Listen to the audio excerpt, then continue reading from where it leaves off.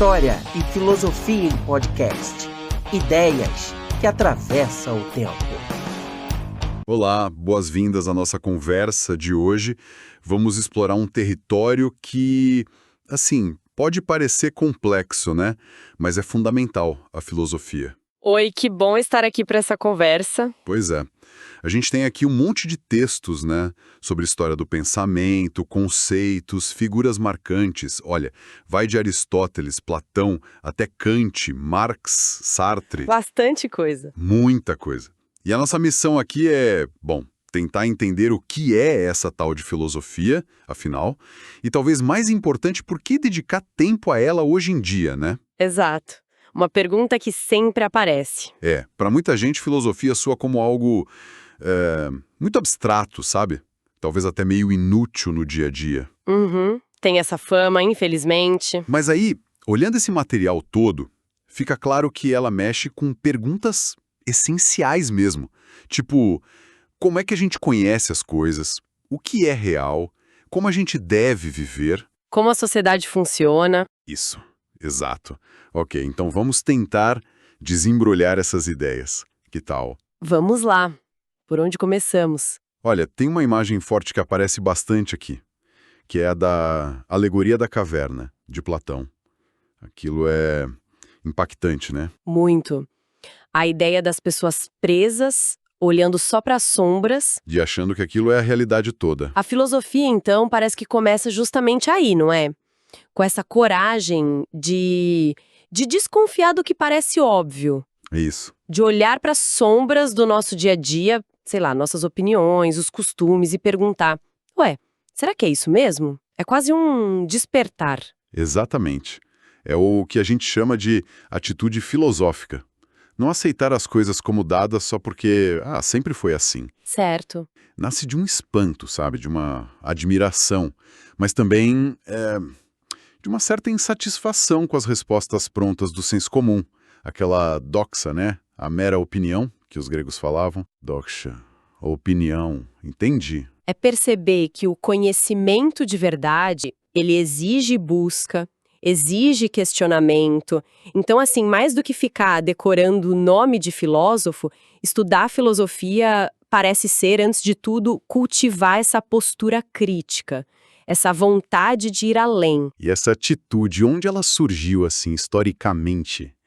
Os textos levam a gente lá para a Grécia Antiga, né? Século VII, VI a.C. Isso mesmo. Antes disso, as explicações sobre o mundo, sobre tudo, vinham dos mitos. Os mitos. Histórias de deuses, heróis. Exato.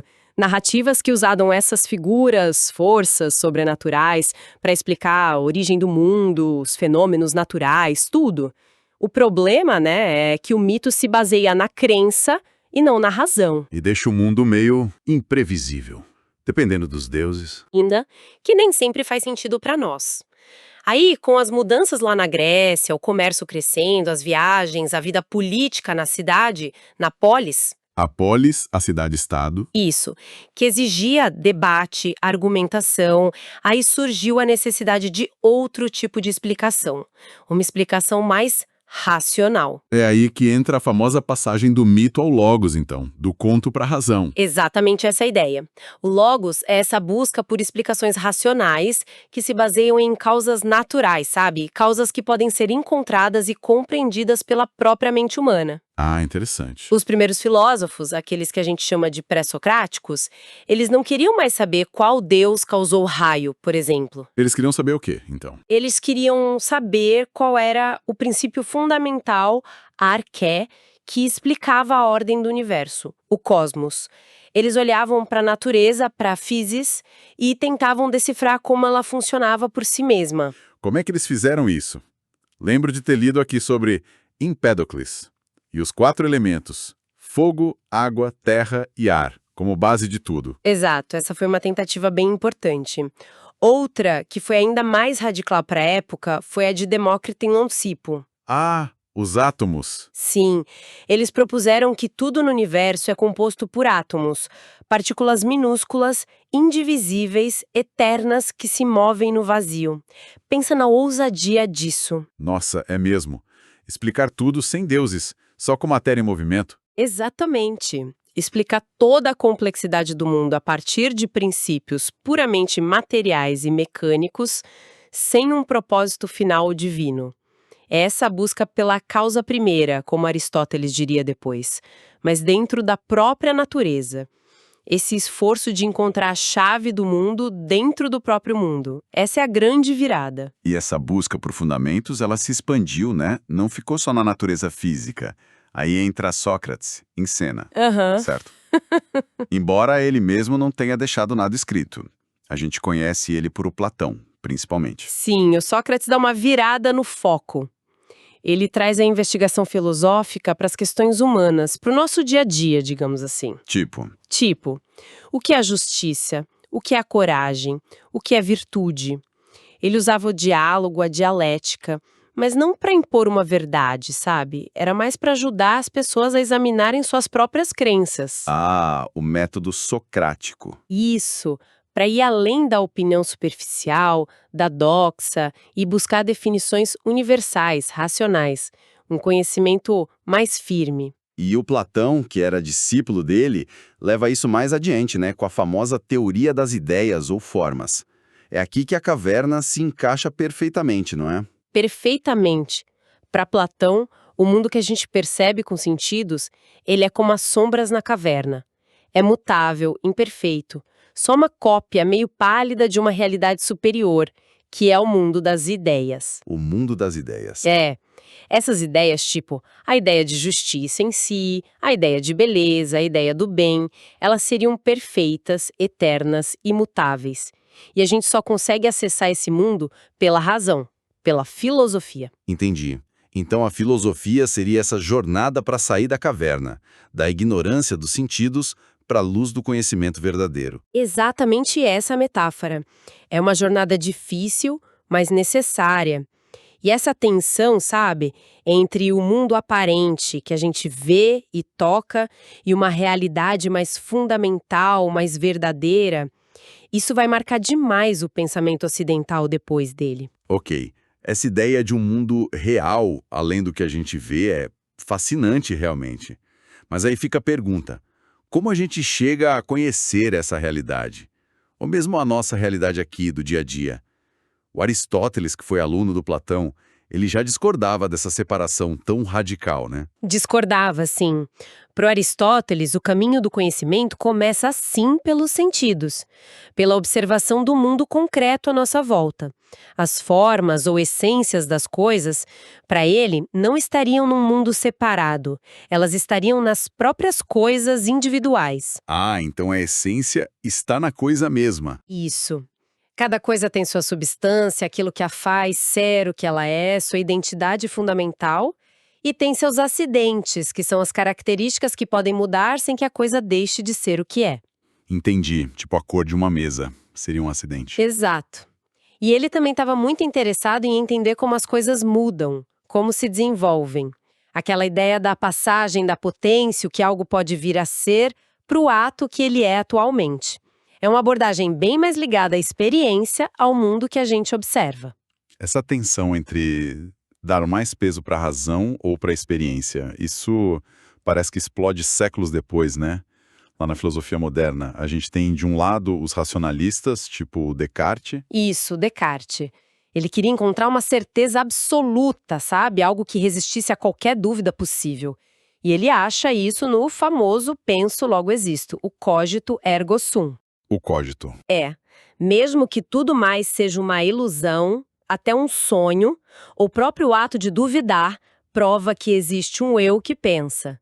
Para ele, a razão, e não os sentidos, que, vamos combinar, podem nos enganar bastante, Com certeza. é a fonte do conhecimento seguro. E ele achava que algumas ideias fundamentais, como a ideia de Deus ou de perfeição, seriam inatas, já nasceriam com a gente. Mas aí, do outro lado do ringue, vem os empiristas, né? Como o Locke e o Hume. Eles dizem o contrário. O Locke até compara a mente a uma tábua rasa, uma folha em branco. Exatamente. Para Locke, nada de ideias inatas. Tudo, absolutamente tudo que está na nossa mente vem da experiência. Ou pelas sensações, que é a experiência do mundo externo, Ver, ouvir, tocar. isso. Ou pela reflexão sobre as nossas próprias operações mentais, que seria a experiência interna. E aí vem o David Hume, e ele leva o empirismo a um ponto ainda mais radical e, olha, francamente, um pouco desconcertante. Desconcertante. Como assim? Bom, o Hume começa a questionar coisas que parecem super óbvias pra gente. Por exemplo, a relação de causa e efeito. A gente vê, sei lá, uma bola de bilhar bater na outra e a segunda se move. A gente diz, a primeira causou o movimento da segunda. Certo. É o que parece. Pois é, mas o Hume diz, peraí, o que a gente realmente vê, a gente vê um evento acontecendo, a batida, seguido de outro evento, o movimento. A gente vê isso acontecer várias vezes. Mas essa conexão necessária, essa força que faz uma coisa causar a outra, a gente não vê. Não tem uma impressão sensível disso. Uau. Então de onde vem essa ideia de causa e efeito? Do hábito, do costume, de ver as coisas acontecerem juntas, uma depois da outra. A nossa crença na causalidade, para um Hume, seria mais psicológica do que lógica ou real. Nossa, isso abala bastante coisa. E ele faz o mesmo com a ideia de um eu, de uma identidade nossa. Faz sim. Ele pergunta, olhe para dentro de si agora. Você percebe um eu fixo, permanente, ali por trás de tudo? Ou o que você percebe é um fluxo constante de sensações, emoções, pensamentos, memórias, que está sempre mudando? Pensando bem, é mais um fluxo mesmo. Pois é, para o Hume, o eu é como um feixe dessas percepções passageiras. Não é uma entidade estável, uma coisa. A ideia de um eu contínuo seria uma ilusão criada pela memória, pela nossa capacidade de ligar essas percepções. Caramba! Isso deixa a gente meio perdido, né? Se nem a causalidade, nem o eu são garantidos pela experiência, como é que fica o conhecimento? É aí que o Kant entra para tentar, sei lá, arrumar a casa. É uma ótima forma de colocar. O Kant percebeu que tanto o racionalismo puro do Descartes, que meio que desprezava a experiência, quanto o empirismo radical do Hume, que levava a esse ceticismo todo, tinham seus problemas. Certo, nenhum dos dois resolvia tudo. Exato. Aí ele propõe uma espécie de meio termo, mas que é revolucionário. Ele concorda com os empiristas que o conhecimento começa com a experiência. Sem os dados dos sentidos, a gente não tem sobre o que pensar. Ok, até aí tudo bem. Mas, e aqui tá o pulo do gato dele, ele diz que a nossa mente não é só uma folha em branco passiva que recebe informação. Ela ativamente organiza a experiência. Ela usa estruturas que já possui antes de qualquer experiência. São as estruturas a priori. Estruturas? Como assim estruturas? Tipo um software que já vem instalado na nossa cabeça? É uma boa analogia. Pensa, por exemplo, no espaço e no tempo. O Kant diz que eles não são coisas que a gente pega lá fora, no mundo. São mais como as lentes através das quais a gente percebe absolutamente tudo. Tudo que a gente experiencia no espaço e no tempo. Faz sentido. É como o formato básico da nossa percepção. Exato. E além disso, tem as categorias do entendimento, como causalidade, substância, unidade. São como ferramentas que a nossa razão usa para dar sentido, para organizar o fluxo caótico das sensações que vêm da experiência. Então a causalidade que o Hume tinha detonado... O Kant salva, mas de um jeito diferente. Ele diz que a causalidade não está lá, fora, nas coisas em si, mas é uma forma necessária como a nossa mente estrutura os fenômenos para poder entendê-los. Então, a conclusão do Kant é que a gente não conhece as coisas como elas são em si mesmas, o tal do númeno, que permanece inacessível para nós. O númeno, a coisa em si? Isso!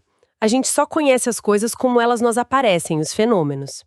E essa aparência já está filtrada e organizada pela nossa própria mente, por essas estruturas a priori. Caramba! Então, o nosso conhecimento é tipo uma construção, uma interação entre a nossa mente e o mundo lá fora? Isso. Esse muda tudo. Muda completamente a perspectiva sobre o conhecimento humano. O Kant tenta, com isso, salvar a objetividade da ciência, como a física do Newton, que ele admirava muito. Ele diz que a ciência é possível porque todos nós, seres humanos, compartilhamos essas mesmas estruturas mentais a priori. Por isso, a gente pode chegar a conhecimentos universais e necessários sobre o mundo fenomênico. Fica bem claro que entender como a gente conhece é uma parte central da filosofia. Mas ela não para aí, né? Vários desses textos que a gente está vendo falam sobre a ação, a ética, a vida em sociedade. O Aristóteles mesmo, lá atrás, já falava da busca pela felicidade, a eudaimonia, como objetivo da vida. Sem dúvida alguma. A ética, essa reflexão sobre como a gente deve agir, sobre o certo e o errado, o bom e o mal, é outro pilar fundamental da filosofia. E aqui também a gente vê contrastes bem interessantes ao longo da história. Tipo, Bom, enquanto Aristóteles focava na virtude como um meio-termo e na felicidade como um fim último, que tem a ver com realizar nossa natureza racional, o Kant, séculos depois, propõe uma ética bem diferente, baseada no dever e na razão universal. o imperativo categórico. Isso sempre aparece. Exato. Para o Kant, uma ação só é moralmente boa se ela for feita por puro respeito à lei moral que a própria razão descobre dentro de si. E o teste para saber se uma regra de ação é moral é se a gente pode querer que essa regra, a máxima da nossa ação, se torne uma lei válida para todos universalmente. Age de tal forma que a máxima da atuação possa se tornar uma lei universal. É isso. Exatamente. Não importa a consequência da ação, se vai dar prazer ou dor.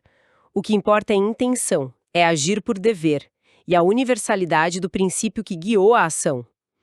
É uma ética bem rigorosa, focada na autonomia da vontade racional. E a política? Como a filosofia entra aí? A gente viu Platão querendo filósofos governando. E os materiais aqui mencionam um tal de Isaiah Berlin, falando sobre liberdade negativa e positiva. Sim, e a filosofia política é outro campo vastíssimo. Ela questiona como a gente deve organizar a vida em comum, qual a natureza do poder, o que é justiça, o que é liberdade, e essa reflexão, muitas vezes, ela se torna crítica da sociedade que existe de fato. Como no caso do Marx. O Karl Marx é um exemplo muito poderoso disso. Ele não estava nem um pouco satisfeito em apenas interpretar o mundo como ele achava que muitos filósofos antes dele faziam. Ele queria transformar o mundo. O Marx entra com uma análise bem mais focada na economia e na sociedade, né? Falando de capitalismo, exploração do trabalhador. Exatamente. Ele faz uma análise profunda de como o sistema capitalista funciona, mostrando como ele se baseia na exploração do trabalho para gerar lucro para os donos dos meios de produção. Ele fala muito da alienação. Alienação. O que seria isso? É um processo complexo, mas basicamente é como o trabalhador, nesse sistema, se torna estranho, alheio ao produto do seu próprio trabalho que não pertence a ele.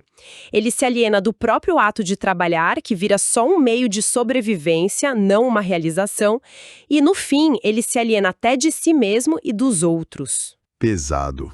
Muito. E ele também critica a ideologia, que seriam as ideias dominantes numa sociedade, culturais, filosóficas, jurídicas, que para ele servem para mascarar essa exploração e fazer com que a ordem social pareça natural, inevitável e justa, quando na verdade não seria. Então a economia seria a base de tudo. Para Marx, sim. A base econômica, o modo como a gente produz as coisas, determina em grande parte o que ele chama de superestrutura. A política, as leis, a cultura, a religião. E a história, para ele, é movida pela luta entre as classes sociais com interesses opostos. Entendi. E o existencialismo, que aparece aqui com Sartre? Depois dessa análise mais social do Marx, parece um retorno ao indivíduo, não? De certa forma, sim. O existencialismo, que foi muito influenciado pela fenomenologia do Husserl, que buscava descrever a experiência vivida, como as coisas aparecem para nossa consciência. Fenomenologia. Isso. O existencialismo, com figuras como Sartre, a Simone de Beauvoir, o Merleau-Ponty, ele foca na existência humana concreta, individual, na nossa experiência de estar no mundo. E aquela frase famosa do Sartre, A existência precede a essência. É a chave. Significa que, diferente de uma faca que é feita com um propósito, sua essência, nós, seres humanos, não nascemos com um propósito ou uma natureza definida por Deus ou pela biologia. Primeiro a gente existe, a gente é jogado no mundo, como dizia Heidegger, e só depois, através das nossas escolhas, das nossas ações, é que a gente vai se definindo, vai criando a nossa essência. Então nós somos livres para criar nosso próprio sentido. Radicalmente livres, segundo Sartre. E por sermos tão livres, somos também totalmente responsáveis por aquilo que fazemos de nós mesmos e pelo sentido que damos à nossa vida. Isso tudo num mundo que, para eles, não oferece garantias divinas ou um sentido pré-estabelecido. É uma liberdade que traz angústia, mas também a possibilidade de criar. Puxa vida, bastante coisa para pensar. Parece que a filosofia também está sempre se olhando no espelho, né?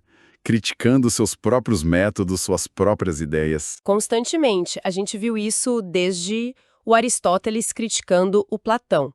Mas, mais recentemente, digamos, no século XX, isso se intensifica pra caramba. Tivemos correntes como o positivismo lógico, lá do Círculo de Viena. O que eles diziam? Eles, muito influenciados pela lógica e pela ciência, foram bem radicais. Com base na análise da linguagem, eles chegaram a dizer que muitas das questões filosóficas tradicionais, especialmente da metafísica, tipo discutir sobre Deus, a alma, a essência do ser, eram, na verdade, pseudoproblemas. Pseudoproblemas? Por quê? Porque as afirmações da metafísica não podiam ser verificadas empiricamente, pela experiência, nem eram verdades lógicas, como na matemática. Então, para eles, essas afirmações não tinham significado cognitivo real. A filosofia, para eles, deveria se tornar uma atividade de clarificação da linguagem da ciência para eliminar esses problemas sem sentido. Nossa, uma crítica bem forte à tradição. E teve outras críticas importantes também. Ah, sim. A escola de Frankfurt, por exemplo, com Adorno, Horkheimer, Marcuse, eles fizeram uma crítica profunda à própria razão. Ou melhor, ao modo como a razão se desenvolveu na sociedade moderna, industrial e tecnológica. O que eles criticavam na razão? Eles argumentaram que a razão se tornou predominantemente instrumental, ou seja, focada apenas em calcular os meios mais eficientes para atingir determinados fins, geralmente ligados ao controle, ao lucro, à dominação da natureza e das pessoas. Ela teria perdido sua capacidade crítica, emancipatória, aquela capacidade de pensar sobre os fins, sobre os valores, sobre o que é uma vida boa. Tornou-se uma ferramenta de poder e, às vezes, de opressão. Entendi. A razão virou só uma ferramenta técnica. Isso. E o estruturalismo também foi outra corrente que abalou as coisas. Pensadores como Lévi-Strauss na antropologia, Foucault na história das ideias, Lacan na psicanálise, eles questionaram a centralidade do sujeito, do indivíduo consciente e livre. Como assim? Eles mostraram como existem estruturas linguísticas, sociais, psíquicas, históricas, que muitas vezes a gente nem percebe, mas que moldam profundamente nossas ações, nossos pensamentos, nossos desejos.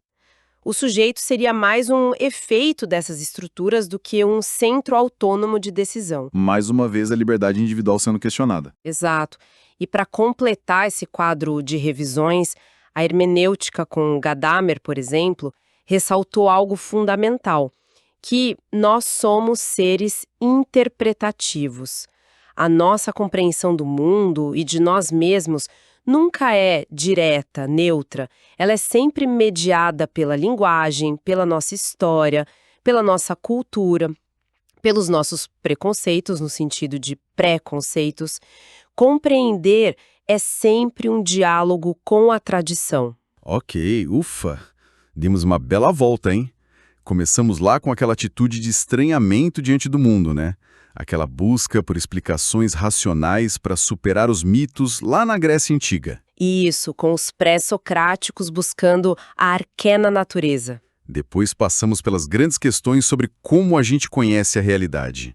Aquela briga boa entre a razão e a experiência. Racionalismo versus empirismo. E a tentativa genial do Kant de mostrar como a nossa mente não é só um espelho, mas participa ativamente na construção do conhecimento que a gente tem do mundo fenomênico. Exato, uma virada fundamental. E aí a gente viu que filosofia não é só ficar pensando sobre o pensar, né?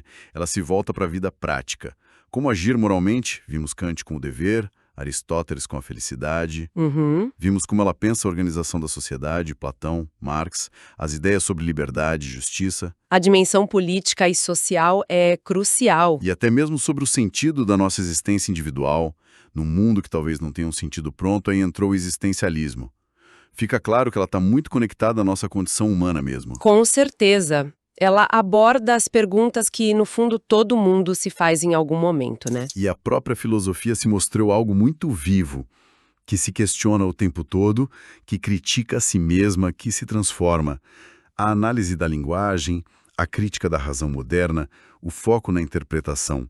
Ela não para quieta. Não mesmo. E acho que o que emerge dessa nossa exploração toda é que não existe uma única filosofia, com F maiúsculo, e respostas definitivas, mas sim um campo imenso, super diverso, de investigação sobre as perguntas mais fundamentais que a gente pode fazer. É verdade. É um convite constante a não aceitar respostas fáceis, a examinar os fundamentos daquilo que a gente acredita, a pensar com a nossa própria cabeça. Então, voltando àquela pergunta lá do início, para que serve estudar filosofia?